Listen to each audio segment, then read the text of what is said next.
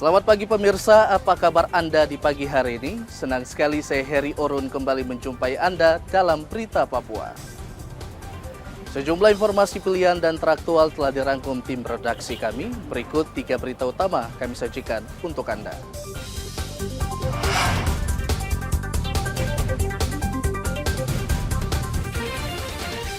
Sakit hati cinta ditolak, seorang pria di Kabupaten Kerom menembak mati seorang wanita. Warga serbu pasar murah yang digelar Pemkab Mimika.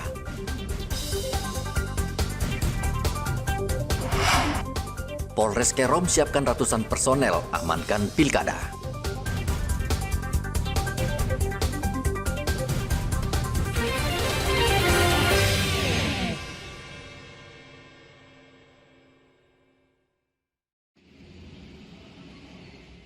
Seorang pria di Kabupaten Kerom, Provinsi Papua membunuh seorang perempuan dengan menembak korban menggunakan senjata angin jenis PCP berkekuatan tinggi. Pembunuhan terjadi pada 11 September lalu sekitar pukul 10 pagi di Kampung Bagia Pir 3, Distrik Arso, Kabupaten Kerom. Saat itu korban sedang mencari kayu bakar, tiba-tiba pelaku datang dan menembaknya hingga korban ambruk dan tidak sadarkan diri. Pelaku lalu melarikan diri. Beberapa saat kemudian, warga menemukan tubuh korban dalam keadaan sudah tidak bernyawa. Polres Kerom berhasil meringkus pelaku beserta barang bukti. Ia mengaku sakit hati karena cintanya ditolak korban. Pelaku yang sudah kita tetapkan sebagai tersangka dengan inisial AW diduga melakukan pembunuhan terhadap korban karena sakit hati terhadap korban. Jadi cinta ditolak karena tersangka aturan hukum, sehingga nekat menghabisi nyawa korban menggunakan senapan angin jenis PCP. Dan sebelumnya juga pada tanggal 2 Agustus 2024 pukul 13 WIB di Kampung Bagian P3, pacar korban dengan inisial GF ditembak oleh OTK menggunakan senapan angin PCP setelah mengantar korban pulang sekolah.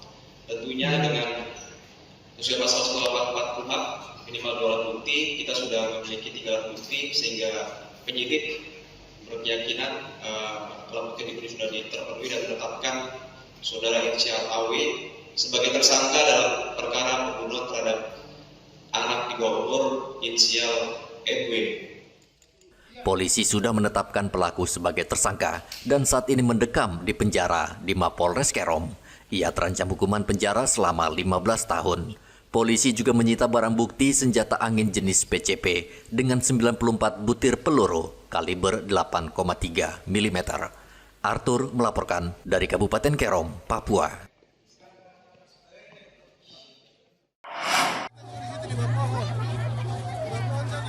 Pemerintah Kabupaten Mimika Kamis kemarin menggelar pasar murah dalam rangka HUT ke-28. Pasar murah berlangsung di halaman kantor Bupati Mimika dan diserbu warga serta pegawai negeri sipil yang ingin membeli berbagai bahan kebutuhan pokok dengan harga murah dibanding di pasaran. Bahan pokok yang dijual antara lain beras premium, telur ayam, serta berbagai bahan kebutuhan pokok lainnya. Untuk beras premium harganya berkisar Rp140.000 per 10 kg. Sementara di pasaran, harga beras jenis ini dijual Rp230.000. Warga yang berbelanja di pasar murah berharap pemerintah daerah terus menggelar pasar murah agar dapat membantu mereka yang kurang mampu. Ya, sering-sering dikasih pasar murah supaya kita masyarakat kecil bisa membantu ekonomi kita. Orang kecil toh sangat beda. Kita dari Nawaripi sampai ke SP3 140. Ada batasnya dibeli tidak? Tidak. Satu orang satu. Iya. 110. Sangat membantu warga masyarakat untuk masalah sembako. Tidak ada, pokoknya satu orang supaya semua masyarakat dapat. Supaya masyarakat semua dapat. Adil toh. Untuk menggelar pasar murah, pemerintah menggunakan dana APBD Kabupaten Mimika, serta mengundang distributor bawang, kelompok peternak ayam petelur, hingga kelompok tani lokal. Semua ini kita jual di bawah harga di pasar. Tidak ada yang lebih dari itu, jadi kita subsidi, ada yang sampai 10.000, ada yang 20.000 kami subsidi. Jadi satu kakak itu bisa beli beras 1 sak, telur mungkin 2 rak. Dibatasi seperti itu, tapi kami ini kan tidak tahu. Ada yang Kakak, tapi tahu saya itu cuma yang saya sering agak kecewa sedikit. Sebenarnya ini kan kita pasar murah ini kan untuk masyarakat. Cuma kadang yang beli ini pegawai. Karena memang mungkin karena jangkauannya kita ke sini. apakah memang dilakukan di pusat pemerintahan yang begitu banyak juga pegawai dari ibu-ibu? Selama ini kan kami tidak pernah lakukan di pusat pemerintahan. Nah, karena itu tidak mungkin ada warga yang datang beli kalau di pusat pemerintahan. Cuma hanya karena hari ini bertepatan dengan HUT, terus ada juga pameran UMKM, sehingga kami hanya masuk saja. Pasar murah ini mendapat antusias masyarakat. Mereka memanfaatkan kesempatan ini untuk memborong berbagai kebutuhan pokok sehingga panitia kewalahan melayaninya. Igobat Memulin melaporkan dari Mimika, Papua Tengah.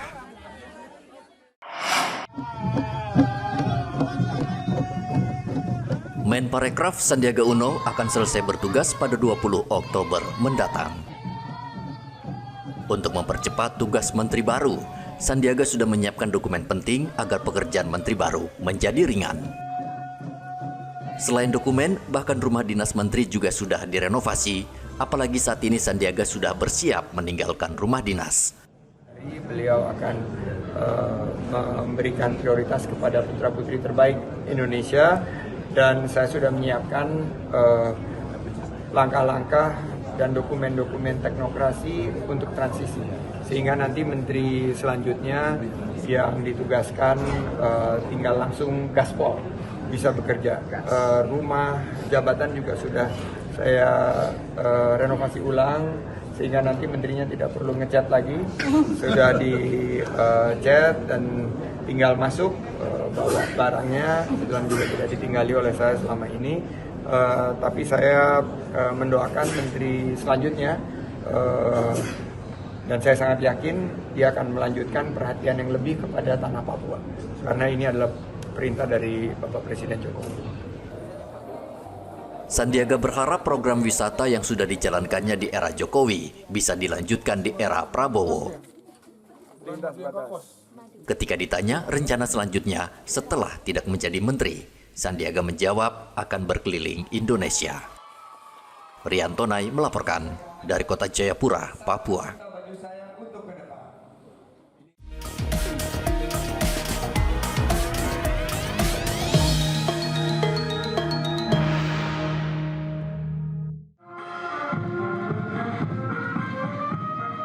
Untuk mengamankan pilkada bupati dan wakil bupati Kabupaten Kerom, Polres Kerom akan mengerahkan sekitar 360 anggota untuk mengawal setiap tahapan pilkada hingga selesai. Ratusan polisi ini akan bertugas di 11 distrik dan 19 kampung di Kabupaten Kerom. Mereka akan terbagi sesuai kategori kerawanan masing-masing daerah, mulai dari kategori kurang rawan, rawan, dan sangat rawan. Selain itu, Polres Kerom juga akan meningkatkan patroli dan memberikan edukasi kepada masyarakat agar menjaga Kamtibmas di wilayah masing-masing. Situasi secara umum di wilayah Polres Kerom, situasi kondusif. Tentunya ini bukan serta-merta dari kami pihak kepolisian, tapi juga dari masyarakat Kerom juga yang sudah dewasa untuk ikut menjaga situasi Kamtibmas yang ada.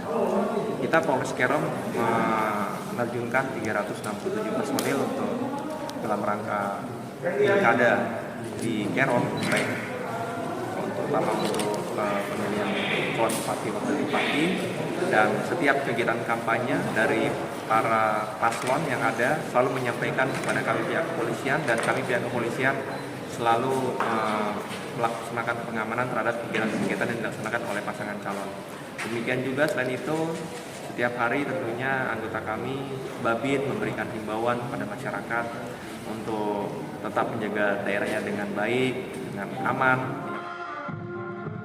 Hingga saat ini wilayah Kerom cukup kondusif karena masyarakat turut membantu kepolisian menjaga keamanan dan ketertiban. Arthur melaporkan dari Kabupaten Kerom, Papua.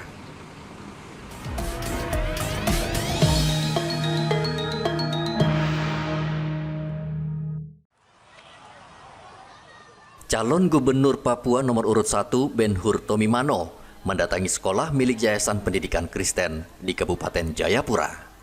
Kedatangan paslon BTM Yeremias itu untuk mendukung program makanan sehat bergizi yang digagas oleh Presiden terpilih Prabowo Subianto. Sebagai percobaan, calon gubernur itu membagikan makanan bergizi pada anak sekolah. Ben-Hur berjanji jika dirinya terpilih akan menguatkan lagi program ini hingga ke kampung-kampung di Papua. Ini program dari pemerintah Presiden terpilih Prabowo dan Gibran. Dan informasi yang kami dapat bahwa program ini akan dibiayai langsung oleh APBN. Dan kalau itu dibutuhkan dana sharing dari dana otsus pendidikan, kami sudah hitung dengan jumlah siswa yang mendapatkan makanan sehat dan bergizi ini. Berapa sih dana yang kita keluarkan dari bidang pendidikan tersebut? 30% untuk mendukung, membackup dana untuk makan bergizi dan sehat. Ya, puji Tuhan kalau tidak ada sharing dana, itu puji Tuhan. Ya, ini langsung ditangani oleh pusat. Paling ada ditunjuk untuk Papua, mereka yang melayani, mereka yang buat. Mereka sudah, tinggal kita yang melakukan pembagian ke sekolah-sekolah lewat dinas pendidikan. Ben-Hur menambahkan makanan sehat bergizi di sekolah sangat dinanti warga. Karena selama ini kebanyakan anak yang ke sekolah tidak sarapan, sehingga program bergizi ini akan didukung penuh oleh paslon BTMYB. Tim Liputan melaporkan dari Jayapura, Papua.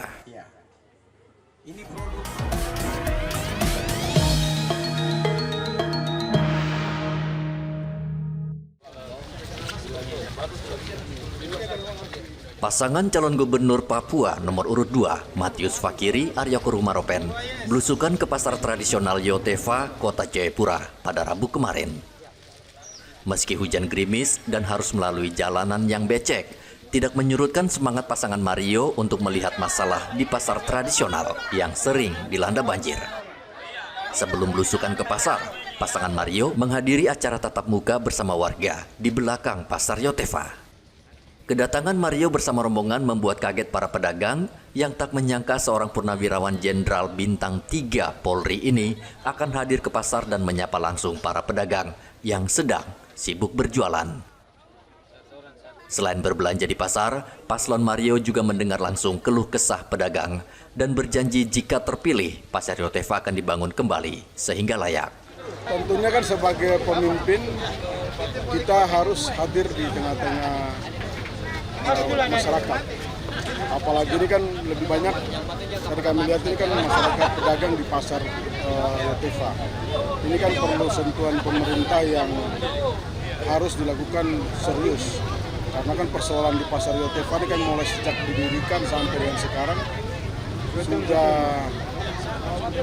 banyak kegiatan masyarakat bertambah di sini, tetapi penyelesaian masalah permasalahan mendasar di pasar itu belum dikelola. Dengan kehadiran kami di sini bersama salah satu calon wali kota, mudah-mudahan kami, karena saya dengan wakil ini kan partai pengusungnya kan banyak sekali. Ini ada kegiatan dari salah satu Pak JDR, kami hadir karena kami lihat kan apa yang disampaikan masyarakat kan kira-kira mungkin sama semua. Niat untuk tata kelola pasar ini dengan baik. Calon Gubernur Matius Fakiri juga meminta pedagang pasar Yotefa agar tidak menolak jikalau nantinya harus dipindahkan sementara jika pasarnya direhab. Selain pembangunan pasar, pasangan Mario juga berjanji akan meningkatkan ekonomi jika terpilih nanti. Tim Liputan melaporkan dari Jayapura, Papua.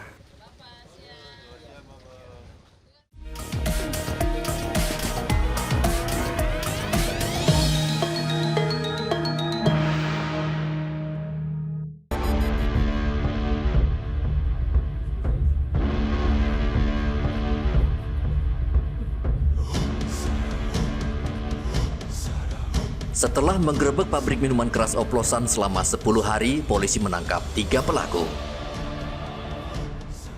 3 penjual minuman keras oplosan diringkus di Komplek Jalis, Jalan Raya Mandala, Jalan Ternate, dan Jalan Ampera 4. Polisi juga menyita ratusan botol miras oplosan dan berbagai peralatan seperti kompor, ember, hingga pipa penyulingan.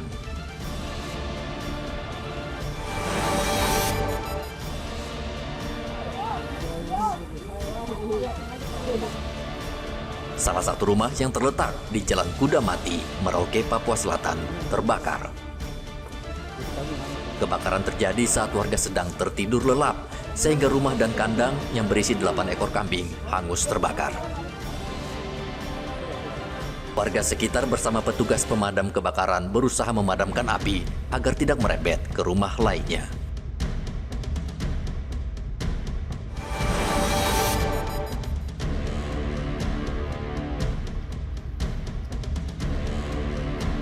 Marinir Yonmar Harlan 10 Jayapura kembali menggagalkan penyelundupan ganja seberat 600 gram di Pelabuhan Laut Jayapura. Anggota yang bertugas di pelabuhan saat itu curiga ketika memeriksa seorang pemuda yang hendak naik kapal penumpang Gunung Dempo dengan tujuan Manokwari, Papua Barat. Petugas menemukan nama pelaku di KTP dan tiket kapal berbeda. Ketika diinterogasi, pemuda ini mencoba melarikan diri. Akhirnya, petugas langsung meringkusnya. Saat petugas memeriksa barang bawaan pelaku, ditemukan 25 bungkus ganja dengan berat 600 gram.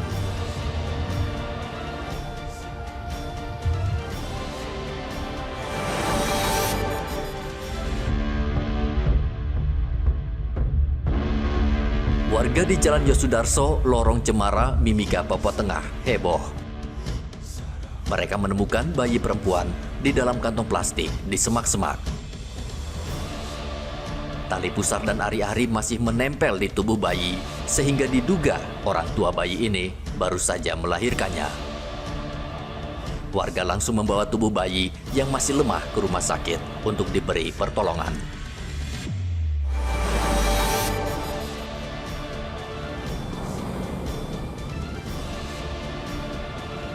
Seluruh hakim di Pengadilan Negeri Merauke, Papua Selatan, mogok. Mogoknya para hakim sebagai bentuk solidaritas seluruh hakim di Indonesia yang menuntut perbaikan kesejahteraan. Hakim menilai selama ini mereka dibayar murah. Akibat aksi mogok, seluruh ruang sidang kosong. Mogok rencananya akan digelar selama 1 pekan.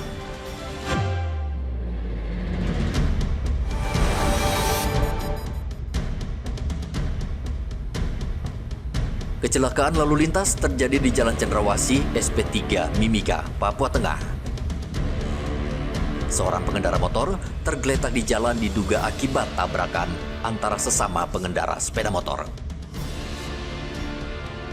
Namun, malang menimpa korban saat akan dibawa ke rumah sakit. Kondisinya tidak tertolong lagi dan ia meninggal dalam perjalanan ke rumah sakit. Satlantas Polres Mimika saat ini sudah mengevakuasi kedua motor ke kantor lantas.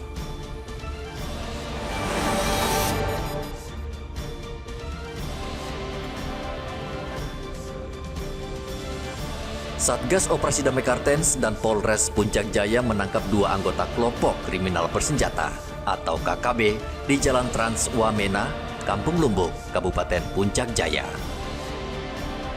Kedua anggota KKB ini bernama Alison Wonda dan Yotenus Wonda. Mereka ditangkap ketika aparat sedang melintasi jalur utara antara Tinggi Nambut dan Kalome, Kabupaten Puncak Jaya, sekitar pukul 12 siang. Kedua anggota kelompok kriminal bersenjata tersebut terlibat dalam serangkaian penembakan terhadap warga sipil dan aparat TNI di Kabupaten Puncak Jaya.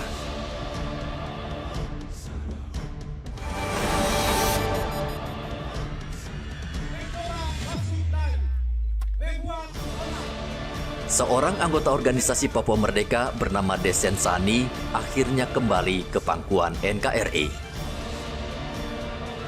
Hal ini berkat pendekatan Satgas Pamtas Yonif 509 di Sugapa Intan Jaya yang menyadarkannya untuk menghentikan perbuatannya.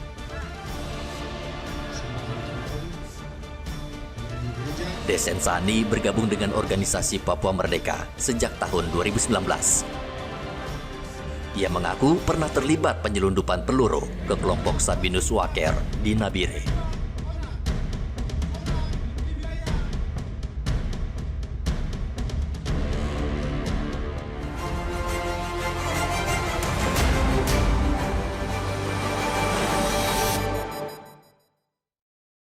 Pemirsa, informasi tadi mengakhiri jumpa kita dalam Berita Papua hari ini. Saya Heri Orun, mewakili seluruh kerabat kerja yang bertugas, mengucapkan terima kasih untuk kebersamaan Anda. Selamat pagi, selamat beraktivitas, dan Wanyambe.